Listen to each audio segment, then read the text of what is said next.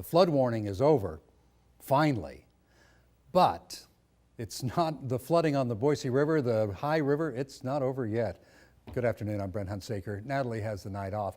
The Boise River is dropping. It's dropping quickly. And people are finally getting a look at least some of the damage from months of flooding.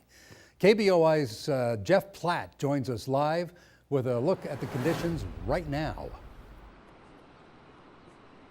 Brent, you can really just see how much the waters have gone down. I'm at Barber Park, where you usually put your rafts in to go floating. This is where the water was just before they lowered it a couple days ago, and now it's receded all the way back to this first step of the launch, and you can even see it more here. You look at this cement block area, you can see the discoloration right there. From there down to where the water is now, I don't have a ruler with me, but I could say it's safely 1 foot that the water level has just dropped in just the last couple of days. However, city and county officials want to emphasize that just because the water has gone down, that doesn't mean that it's any safer than it was a few days ago. You can see the Boise River is still very, very high, far higher and far faster than you'd want to float in it or recreate in it. So it's still not safe to be really anywhere near this, and that's why, and we'll go into more detail in this in a little bit, the greenbelt areas are still closed. Rafting is obviously still not happening. Floating is still not happening for the time being,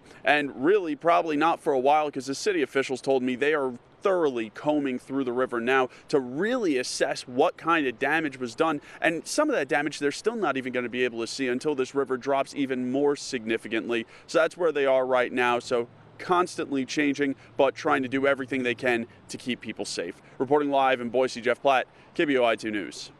Jeff, thank you. Keep in mind, many parts of the Greenbelt are still closed.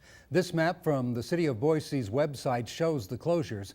As soon as we get any word about reopenings, we'll be sure to let you know on air and online. So make sure to follow our coverage on idahonews.com and download the KBOI 2 News mobile app. Now the question is, when will float season begin? Or more precisely, will there be a float season this summer? There are a few things that have to happen before tubes can be launched. First, the river needs to be between 850 and 1,500 CFS. Right now, the river is at 6,700, so there's still a long way to go there. Also, once the flow is down, the fire department needs to get in the river and clear out debris. Last year's float season began on June 29th. Eagle Island reopens tomorrow. It was closed because of flooding for about a week and a half. Most of the park will be open to the public except for the trails around the park and the disc golf course.